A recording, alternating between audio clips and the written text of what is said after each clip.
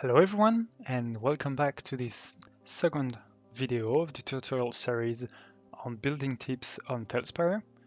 Today we will look at preparation and planning. This is a really important step, and I think it's much needed when you want to do bigger builds. It will also help you get more creative in the long term, and for me it's always a fun part to tackle. But first, to do that, we don't need TaleSpire. So we're actually gonna close it, and then we're gonna use this. More importantly, some space to work with. To better plan your builds and to overall construct better, what you'll need to do is think first. Planning is always a good step to make better builds and in overall to help you create better constructions. There is twofold on putting on paper or any other type of medium what you want to do. First, you'll be able to lay down precisely your ideas and you won't be forgetting them later. Also, this phase allows you to put ideas in your mind and they will be able to settle, and you will then be able to have new ideas. By putting stuff on paper, I'm freeing my mind of those stuff, and it allows me to get new ideas and also to evolve those ideas. Like, say I want to make a house, I plan the house on paper, and then probably I will look back at this and I realize, oh yeah, I want to do that. This process I do it on paper because I like it.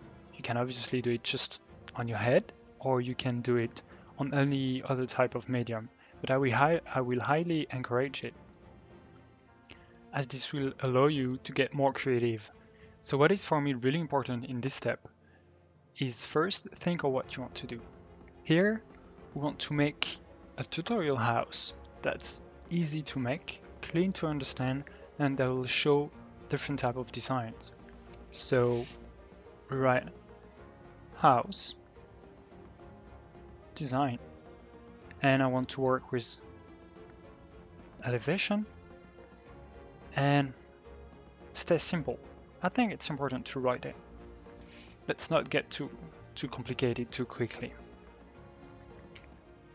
You can also search for example on the internet, find inspiration, make or find images that you like medieval houses or castles or terrain, something to get your inspiration going.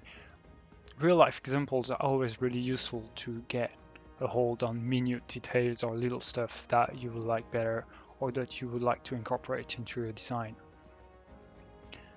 A really important part then is to think, what is your setting? What is your story? This will help you to create more atmosphere, and when we will go to the detailed phases of the tutorial, it will really help us set the mood of what we're doing. Is it a farmhouse? Is it a witch house? Is it a medieval house? Is it a rich one? What do you want to do? Create your own story in your mind. It's something that often comes as you build the assets, but it's always better to have a slight idea of what you're doing beforehand. It will always help you to get in the right direction. Understand that what I'm saying right now is that you don't have to plan everything. What I like to do is get my main ideas on paper, so when I'm building, I have more space to be creative because I've already set up the constraint or the boundaries of what I want to do, and then I can play within those boundaries. So what is your setting and story? How will it play? Is it something at night? Is it something dark? Do you want to leave a lot of room for your players? Do you want something cramped? And this is also a setting piece, and this is also a gameplay piece that you want to think about. Will it be easy to move around? Is twofold. Is it like something an open space, but will your player be able also to move around easily? It can be a bog or it can be a swamp, and it's an open space, but it will be hard to move around. So when you will be constructing your asset, will you put a lot of open space, rocks or trees? Will the terrain be difficult when you will be playing it as a game master, or how do you see it? So it is interesting to create interesting spaces. Verticality, and different spaces is always good to show and to plan ahead, because when you'll be building, you need to take into account either levels that are below the ground or levels that are up in the ground or higher. To understand better what I've shown you before, here is some sketches from our previous builds. As you can see here, we have the modular dungeon tiles I've made before. I've written a full list of what I wanted to do, and I've made some badly drawn sketches of a few rooms. What I want to do with that is not really be precise or define really many things, but just get an idea, like, do I want spikes? Do I want rocks that go through the path? Do I want light going into a room where there is a tree? It's just ideas, and then you will not forget them. It will also allow you to be, I think, more creative. At least it's how it works for me. Here there I had just like a really ugly design for my tower guard. It's like just a tower with a house nearby. I can show you the final result. It's much more detailed, but it was just a first approach to think about how I want things made. Like, think, okay, I have a tower, I have a house, how do they connect, how do they work together? And you'll find the rest, obviously, by creating and by doing so in TaleSpire, but it always helps you getting forward. Here we have the mountain board, so it's much bigger. You see 2 full pages full of designs, but it's really easy to understand. There I have the castle, which I've made the top view, and there I've made a slide view where I wanted to say, okay, what I want to do is work with a first floor of cobblestone, and then the next floor, and then the roofs.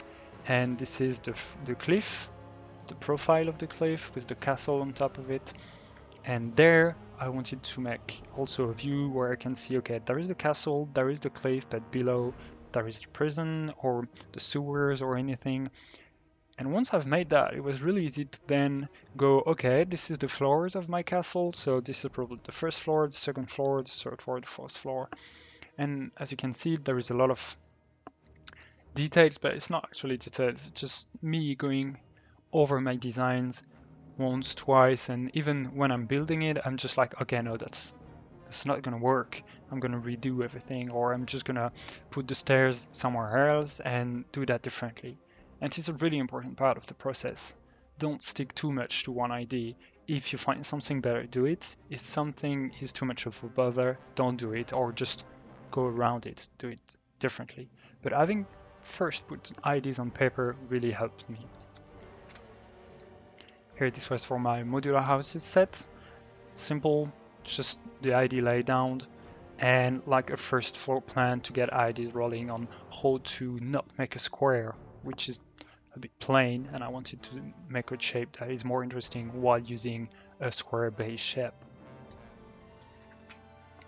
And finally, we get to today's topic, the tutorial house. Here we can see that I have written simple 2-floor house, probably a farmer or witch, a cellar, wine or crops, well, a cellar to store the wine or the crops, a path to the house, stone base floor for the first floor, and that's it. This is the base idea I want to work with. I don't put any other constraint. I've then made a quick schematic where you probably can see it. I'm gonna upload an image of it. So there is the path here going to the house. Here is the house. Behind it there is probably some crops. I've added some trees just quickly. It's not too detailed. I don't want to bother too much, but it's to get an idea. And I've added those lines, which are elevation lines, where you can see there the house and the different elevations. The goal here is to think, okay, I have a square base. How do I create motion? How do I create something that will be interesting to look at and to play? So if my players start here, they'll be able to see in diagonal. So this is the longest distance of a square, so it's interesting. They'll have more to see.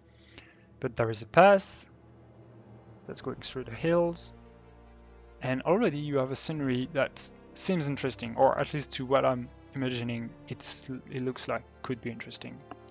Then I've just detailed the house a little bit. What I've done here is that I've put a first floor and I've shifted the second floor. I've created interesting spaces, elevation there. So here I have an empty storage place. Here I have a balcony, and just by shifting things, I've created something interesting. Maybe my final design will be different, but this is the first step into creation for me. As I said, always plan your elevation before. As I want to make a cellar to the house that will go under the house, I need to get some elevation, so it's always good to plan before and not to be stuck afterwards, having building close to the floor and having to move everything or redo everything. I've not detailed the cellar because I'm not set on it, and I think that I will be able to create it as I go during the third tutorial of this series. Then we can go back to TaleSpire and continue with the planning phase and preparations. A small tip I can give you for your TaleSpire builds, and one I use when I started building, is to lay down all the assets you need for your build. This way, you'll always have access to any or all of the tiles you want to use. This is maybe not all of them, but this is the ones I think I'm going to be using for this project. This can change, of course. I may remove some, I may add some, but by displaying the tiles this way, it helps me visualize what I want to do. I can see each type properly, and I can ask myself how I want to use it later. There is also the good thing that you can pick tiles really quickly that way.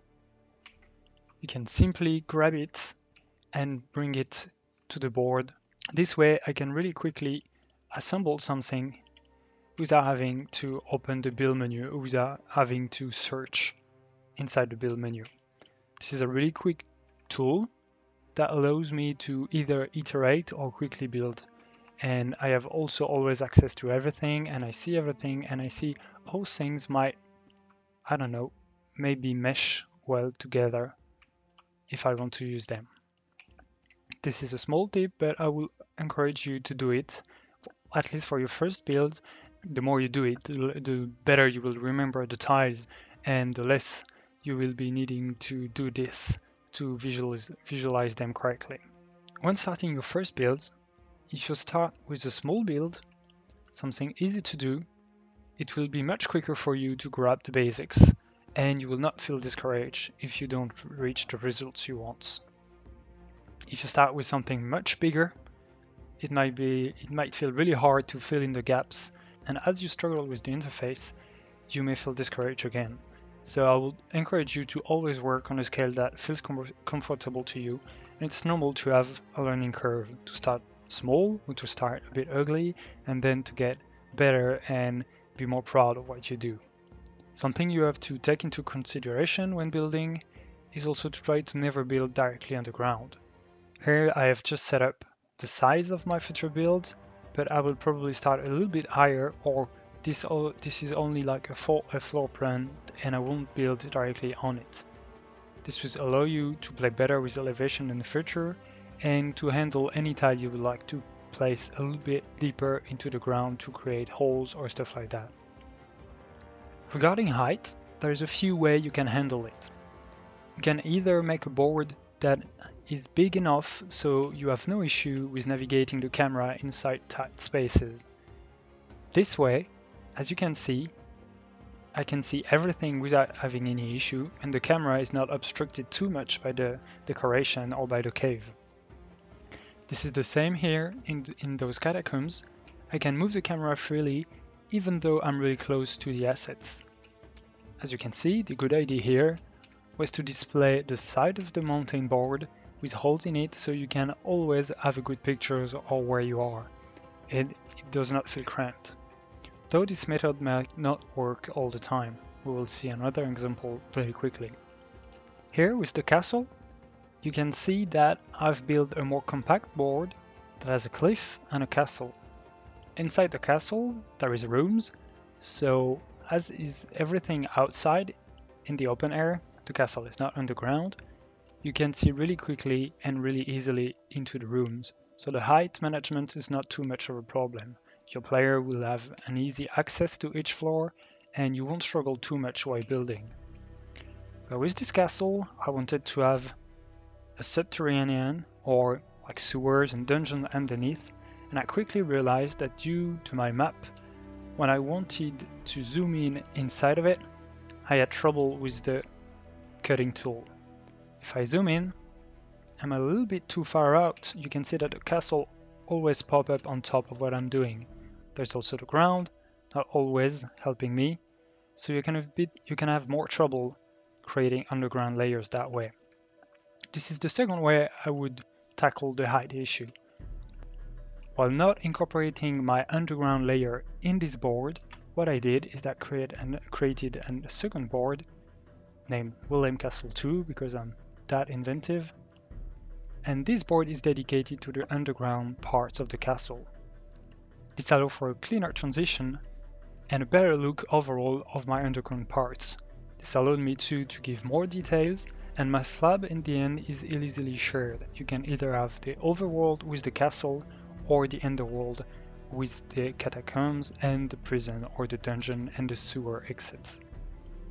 What you have to pick up with those two examples of the mountain board and the castle board is that you have to think how you want to do your height. Will you incorporate your underworld into your overworld on the same board, or do you want to separate things? As final recommendation, I will just recap quickly what I've said in the video to help you better. So to prepare and plan better for your builds, always think of what you want to do. Find inspiration and examples. If possible, try to write something, do a sketch. Think before doing anything. I think it's always better. And you can always also leave a bit of time. If you just think of something and come back to it tomorrow, you'll get new ideas, maybe better ones, or just different ones that will be interesting to tackle too. Always try to develop already a setting or a story. This will give character to your creation and will help you during the design and then the props phase where you want to add details. Try to integrate into your build elevation and think, how will it play for your players? It's always also interesting to keep your happy little mistakes. Maybe you have placed a wall at the wrong place, but I realized that that wall is maybe interesting, or I can work something with it, or it becomes a new thing that integrates into your storytelling. Know not to stick to the plan too hardly. If you have planned something and you can't come up with it, come to it later, or just try something different. Walk around the rock that is blocking you. Try to display and lay down the asset before you. It might help you have new ideas and see better how the asset can merge and get together properly. Try to not build on the ground. Again, working for elevation there and helping you avoid mistakes. Think about how you want to make your overworld, underworld, and everything that mesh together. And always start at a scale that feels comfortable to you. And if you're tackling a project that feels a little too big, don't be afraid. Take your time and it will be perfect. I hope you'll learn something today, and we will see you in the next video, the part 3, for building tips, macro to micro, and hero assets. Have a good day.